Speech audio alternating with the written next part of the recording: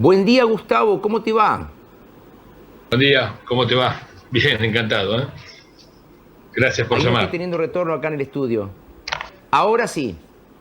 Ahí está, Gustavo, ¿cómo, ¿Estamos? cómo te va, Gustavo? Buen día. Muy bien, gracias por llamar, ¿eh? Muy amable. Bueno, habrás escuchado cuando comenzaba el programa y recién un poco por dónde vamos a ir en esta entrevista. Yo te he escuchado en otros medios también siempre hablar de cómo se ataca al comerciante, al productor, al empresario, cargándolos cada vez de más, de más. Bueno, ahora salió el impuesto a la riqueza, ¿eh? Para rematarla. Pero ya, sacando el impuesto a la riqueza y los impuestos tradicionales de cualquier emprendimiento, llámese el IVA, ingresos brutos, ganancias. Hoy la gente, doña Rosa, don Juan, se está enterando que el 40% del paquete de yerba son impuestos. Bueno, en realidad es uno de los productos que menos impuestos tiene la yerba, Mirá vos. porque las gaseosas tienen más del 50%, 52%, el alimento promedio tiene 45%, vos nombraste el caso de los autos, tiene 56%, y el caso de una vivienda nueva tiene 58%. Entonces, cuando vos decís, ¿por qué no llego a la vivienda? ¿Por qué no llego al auto? Es porque estás comprando más impuestos que ambientes, para decirlo de alguna manera. Eh, Esto lo más grave es que no se ven, están escondidos, y al no verse la gente cree que no lo paga, lo cual es muchísimo más grave. Entonces, después se encuentra que no accede a los productos, y yo te doy un ejemplo bien claro para que la gente lo entienda. Si vos agarrás el changuito del supermercado, pensá que los productos que ves tienen el precio debería ser 45% menos y tu salario 80% más. Que eso es la carga impositiva sobre los salarios y sobre los productos. Claro. Y ahí decime si llenás o no el chanco. Esto te revela que hay una economía privada que de alguna manera llegamos relativamente eficientemente a los 270.000 puntos de venta en la producción de alimentos, pero que tiene una mochila estatal, un socio que nos impide alcanzar los productos en la góndola. Esa es la realidad. Entonces, hay un componente impositivo. Argentina tiene 170 impuestos, que no solo son muchos, o sea, el número te lo dice, sino además son muy complejos y con una enorme carga, además son altos, pero además tiene una enorme carga de injusticia, lo cual te rompe el sistema, lo que se llama la ecuación fiscal, la relación propia que la gente tiene con su propio Estado, de alguna manera. Entonces, eso hace que encima no les alcance a los políticos y sea demasiado oneroso para quienes los pagamos. Entonces, es una ecuación que está rota y que hay que, evidentemente, que cambiar de cuajo. No tiene reforma posible. Mira, yo hablaba hace unos días atrás con un empresario que tiene aproximadamente 90 empleados y él me decía, yo tengo 4 contadores solamente para dedicarse a la cuestión impositiva, porque es una cosa de locos, ¿eh? Un día es una cosa, otro día es la otra, y me dice, a ver, porque uno dice, bueno, la dibuja, no es dibujar, es solamente liquidar, ya liquidar es un tema, porque hay una, no sé, una directiva al día anterior, otra posterior, o bien como ahora, no se sabe qué va a pasar con el monotributo. Entonces, necesitas tener economistas trabajando contigo y optimizar esos recursos. A ver, me decía, por ejemplo, yo tengo que empezar a pagar ganancia el año que viene de algo que no vendí y de algo que si lo vendo ahora, lo voy a comprar más caro. Entonces no sé si no venderlo. Salió esta mañana también en los diarios que hay un montón de empresas como Unilever, Procter & Gamble, que están sancionadas por el gobierno por quitar stock de góndola, especulando obviamente, seguramente, pero también cómo hacen para que le den los números. A ver, primero, el caso del contador, del señor de la empresa de 90 personas, lo más probable es que incluso con 4 contadores liquide mal los impuestos, porque los impuestos están hechos con una complejidad para que se liquiden mal. Es a propósito. De esa manera, cada 3 o 4 años en alguna jurisdicción tiene que actualizar o ponerse al día o hacer rectificativas, con lo cual le sacan más plata. En segundo lugar, es una pena que 4 contadores, en lugar de estar ayudándolo a dar información de cómo va el negocio, cómo tiene que ir el negocio, están haciendo el trabajo casi de empleado público adentro de la empresa, ¿no? Entonces, esto es una ineficiencia. Y con respecto a lo que decía de estas empresas que sancionaron, la realidad es que a ninguno le gusta vender menos de lo que te pide la demanda. El problema es que a veces no podés vender cuando los márgenes no dan, pero fundamentalmente cuando no tenés ni siquiera capacidad de financiar.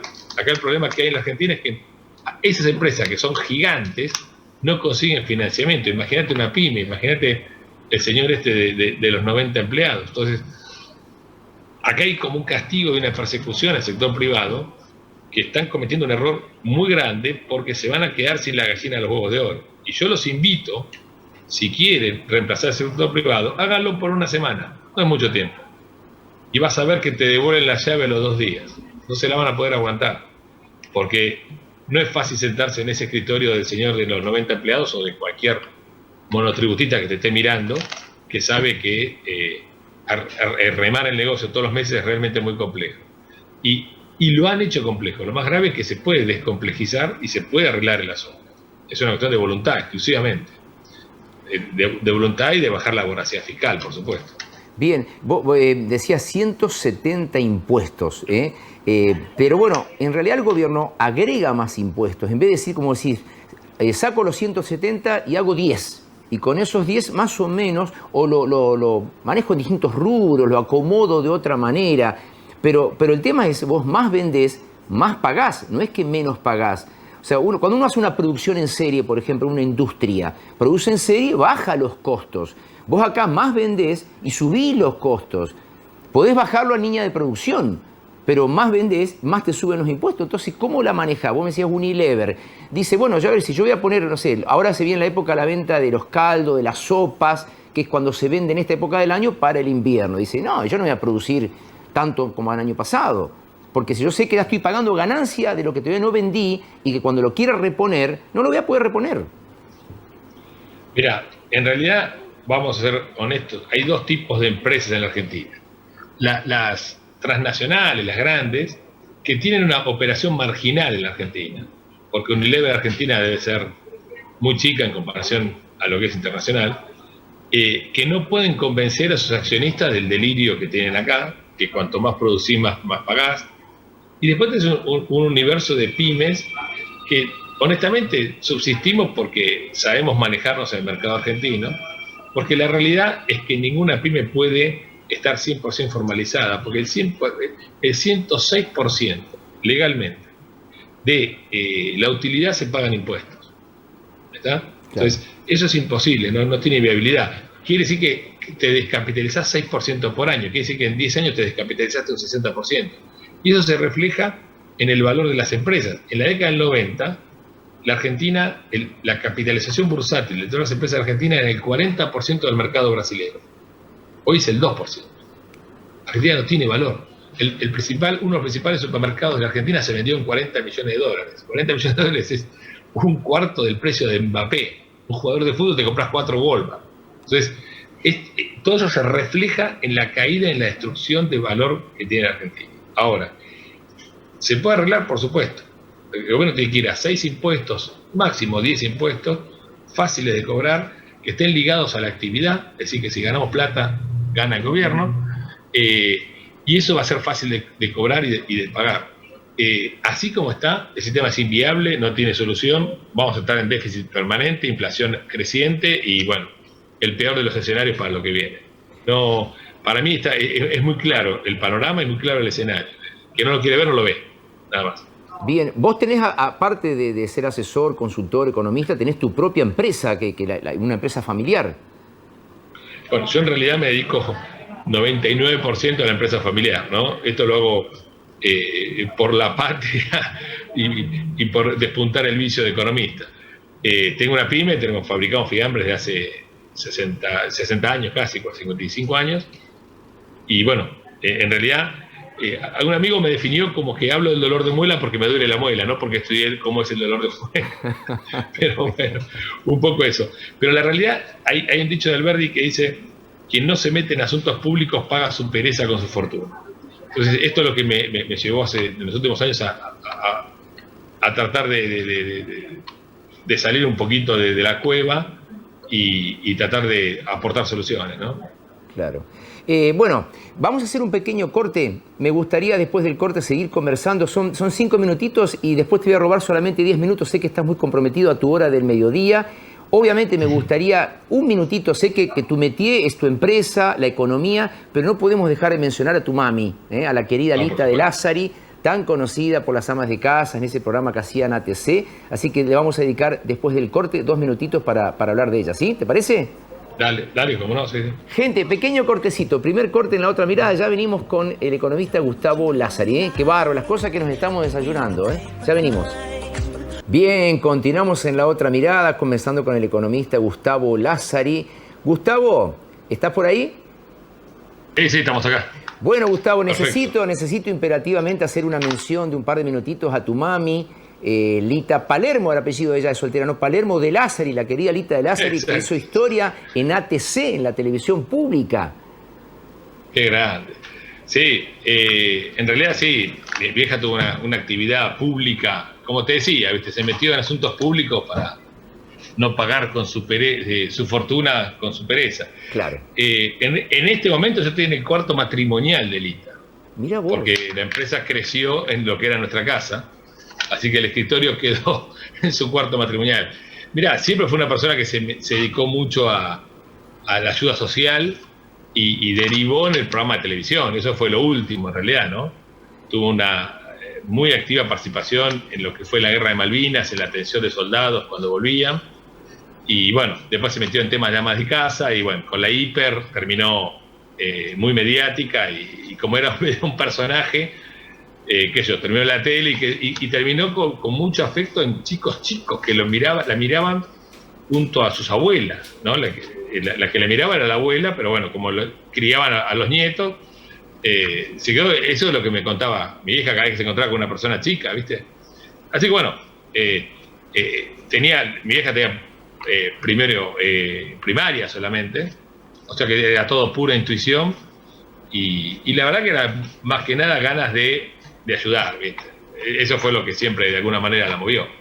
Y se metía en todos los despelotes que te puedas imaginar, en todos, o sea, no dejó uno por hacer. Pero bueno, tratamos con la familia de ir subsanando los líos que hacía, pero bueno, todo bárbaro. La verdad que te agradezco el recuerdo y las imágenes, me hace 1000 que no veo imágenes.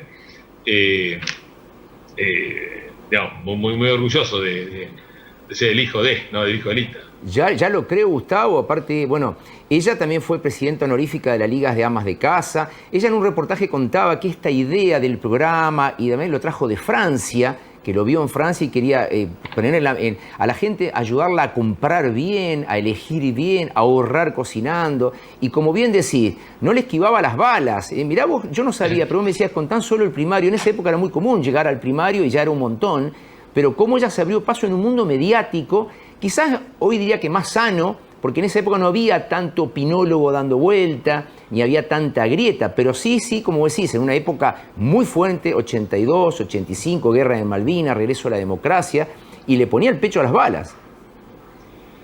Sí, bueno, a través de la Liga hizo muchos viajes y ahí sacó el tema del programa, porque ellos decían que había que educar al consumidor a exprimir su presupuesto. Es algo que naturalmente la gente hace, por supuesto, pero siempre una ayuda no viene mal y una receta económica para alguien que no cocina ahorra guita, eso es lo que decía mi vieja. Si cocinas en casa gastas menos que si compras todo hecho.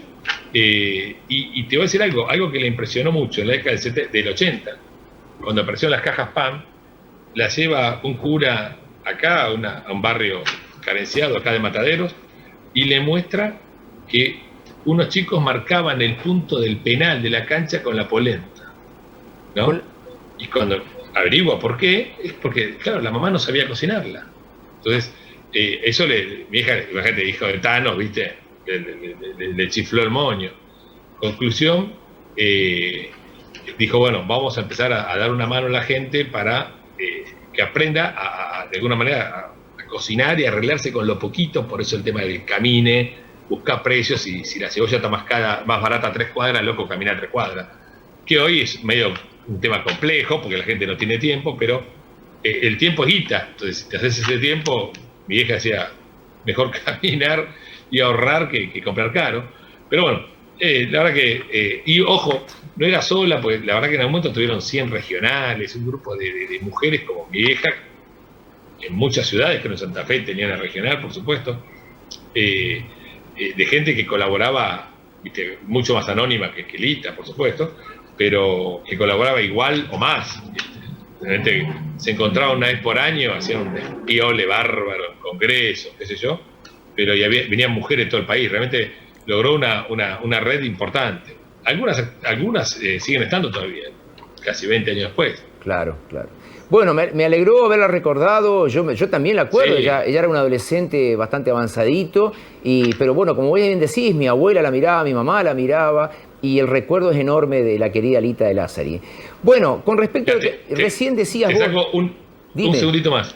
Ahí mostraste una imagen con Tinelli, que le Con hacía José María cámaras Listorti, ocultas. con el amigo José María, sí, compañero mío. Y vos sabés que Vieja le sacaba un montón de cosas, cada máquinas de coser, lo volvía loco, ¿viste? Les mangueaba a morir y las mandaba a distintos talleres y comedores que tenían por todo el país. Yo me acuerdo que a Salta llevaron como 15 máquinas de coser que le mangueó a Tinelli, qué sé yo, no sé, esas cosas, ¿viste?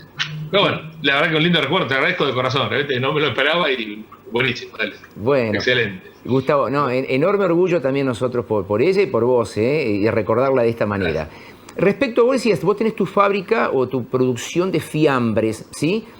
Acá en el norte hay mucha gente que produce quesos, de hecho hay 2 empresas que producen quesos, otras, y mucho en la colonia, en lo que le llamamos la colonia acá, también se producen muy buenos fiambres, que gracias a Dios tienen una buena cadena comercial, una buena cadena de valor. Claro, son a pequeña escala, pero en tu caso que ustedes lo hacen a mediana, a gran escala, ¿cómo sorteás vos? Vos te decías, nos hemos transformado todos en ingenieros, en economistas para poder ir acomodando nuestra producción. El famoso argentino lo atamos con alambre, el ingeniero argentino codiciado en el mundo, porque todo lo soluciona, con un destornillador, con una pinza, y termina siendo una regla tutti. ¿Vos sos también una regla tutti en tu economía?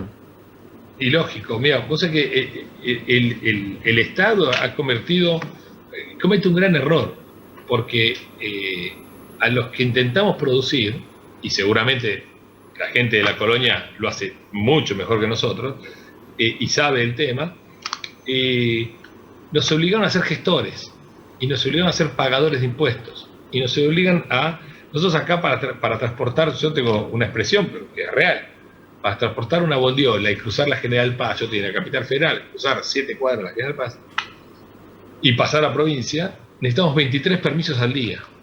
Esos son 23 papeles que son tiempo, guita, esfuerzo. Alguien gastó estrés en eso, y es un estrés innecesario. Yo digo que en la fábrica, y cualquiera persona que vos nombraste que esté en la producción, incluso de servicios, de todo, tiene 2 estrés. El productivo, que es, bueno, cómo hacemos las cosas cada vez mejor, cómo nos esforzamos para fabricar, trabajar, que es el lindo, es el que te motiva, te vas a dormir con ganas de levantarte con bronca para resolver un problema, y es bárbaro. Y el estrés improductivo, el pavote, el estrés del vencimiento, de la percepción, de la retención. Yo te decía que hay 170 impuestos, pero además hay 100 mecanismos, 100, de recaudación forzada y anticipada, que son las retenciones y percepciones, por la cual cualquiera se mete en tu cuenta corriente, cualquiera te mete un recargo en una factura y te pone plata, te obliga a prestarle plata a un Estado nacional o provincial a cuenta de, y muchas veces quedan esas cuentas ahí licuándose en un enorme desatino y pérdida de guita que hubiéramos dedicado a cosas mucho más productivas. Entonces, la Argentina está perdiendo tiempo, esfuerzo de gente valiosa. Es como agarrar a Messi y ponerlo a llenar la planilla del árbitro, ¿viste? Antes del partido. ¿Que lo puede hacer? Sí, lo puede hacer, pero es mejor si lo dejas jugar. O sea, yo no soy Messi, ni mucho menos, pero vamos, tenemos más vocación productiva, dejarnos producir. No nos haga gastar el tiempo y los recursos y la fuerza, la energía, la vida. Yo te comento algo, yo ahora termino esta reunión y tengo una reunión con el arquitecto.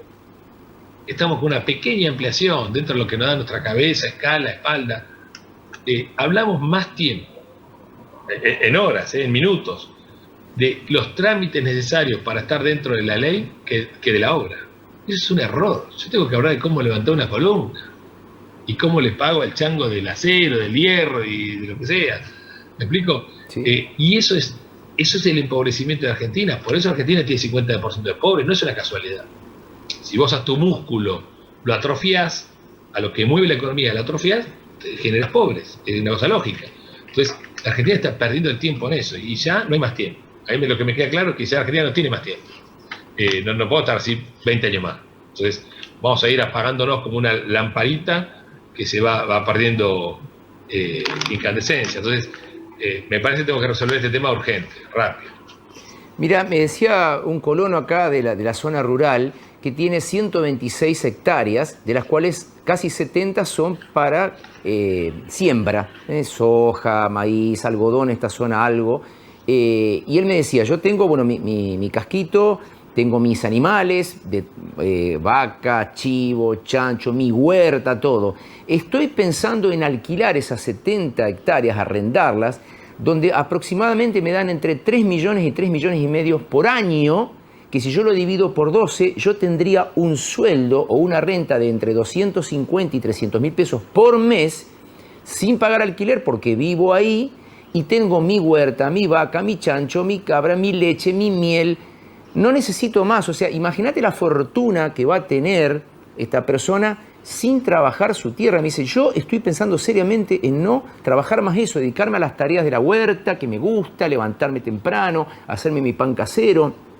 Vamos camino a eso, a ir alquilando todo y a trabajar cada vez menos, a producir menos, porque sirve más alquilar hoy, invertir en propiedades, comprar departamentos, ponerlos a alquilar y vivir de renta que ponerse a laburar.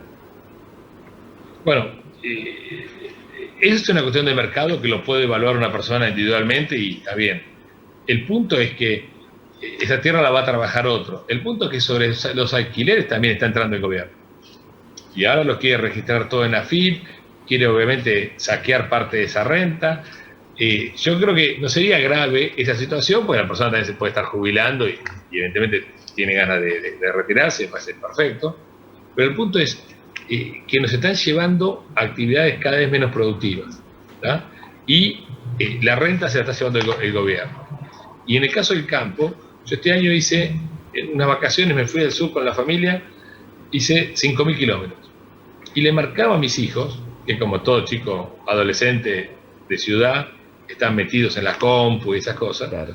Digo, miren, porque no es común ver un tramo de 1.000 kilómetros de pampa productiva. Después empezó el desierto de la pampa. Y no es común ver en Neuquén las 5 fuentes de energía en 300 kilómetros. Entonces, tenemos un país que es una maravilla, no podemos no contar con ese músculo y hacerlo producir. ¿Estamos? Entonces, a esa gente hay que bajarle los impuestos, no hay que regalarles nada, pues se la bancan solo. Pero hay que bajarle los impuestos, hay que bajar la regulación. No puede ser que un chacarero tenga que pedirle permiso al intendente para mover una vaca, estamos locos. O sea, es un delirio todo eso. Que vos decís, es un trámite pavote, y sí, pues te saca tiempo, guita, tenés que conectarte a internet. No, capo, no hay que pedir tanto permiso. Vos sabés que Alberdi, que hizo la Constitución, dedicó 5 artículos de los primeros 32, la parte importante, o sea, casi el 15% de los artículos, a decir que la economía no tiene que pedir permisos. Cuando abuelen las aduanas interiores, trato nacional, la economía de permiso que ha hecho Argentina, que son pequeñas cositas, pero que en conjunto te sacan un montón de plata.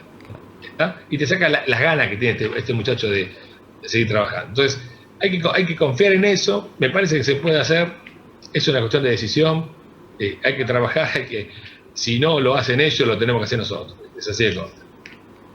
Bueno, ahí también está la grieta entre lo público y lo privado. Yo siempre digo, si por ahí lo público consultaría más, preguntaría más, hablaría más con el privado, ¿cómo se hace esto que yo no sé? A veces está bueno decir yo no sé de esto. Entonces, ¿cómo se hace en este caso vos, el que produce fiambre, el que produce lácteo, a cualquiera, al que produce hormigón, el know-how, el cómo se hace? ¿Cómo se hace? Enséñame y yo te voy a ayudar. Pero si no es busco dónde está la caja y saltarle a la yugular. Vos pensás que todas las personas que están produciendo las tenemos que ver o como fuente de ingresos, eso es así como nos miran, para eso somos todos bases imponibles, o como fuente de trabajo y riqueza. Bien. Entonces, si nos ves como fuente de trabajo y riqueza, la primera pregunta es, bueno, ¿cómo hago para no jorobarte? Si te veo a vos como fuente de ingresos, la primera pregunta es, ¿cómo hago para saquearte? Entonces son dos percepciones distintas. y hay que marcarle el freno a los muchachos. No hay vuelta. Solo no van a frenar. Entendamos que ellos solo, cuando digo ellos, digo el lado de la grieta que quiere afanarle al sector privado. Entonces, solo no lo van a hacer. Hay que marcarle los dientes, como los perros, ¿viste? Que se marcan territorio. Bueno, más o menos así.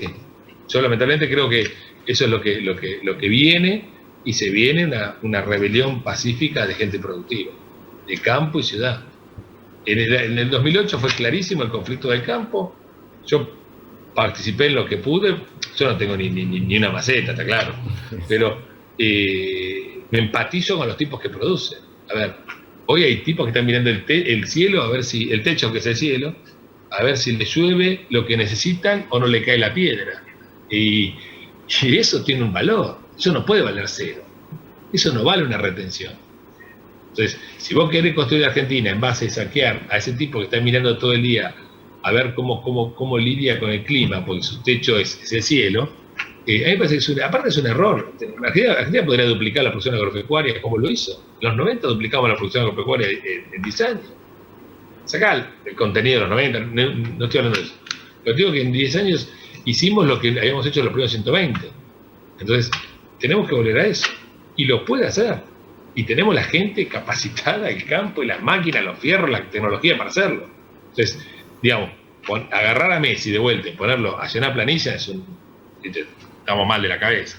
Qué analogía, qué analogía. Te agradezco mucho, Gustavo, te liberamos, la verdad que nos diste 40 minutos exquisitos, fue un placer, y bueno, ni hablar de ese momento que compartimos, el recuerdo de tu mami. Qué grande, maestro. Te agradezco mucho, la verdad que un placer, y a lo que necesites. Bueno, muchas gracias, que tengas un excelente resto de jornada, a vender mucho fiambre, ¿sí? Como decía el querido Tato Bores. Tengo una hora más de banco, así que... Upa, bueno. Te mando un fuerte abrazo. Chao, Hay que correr. Cariños, Dale, gracias, muchas gracias.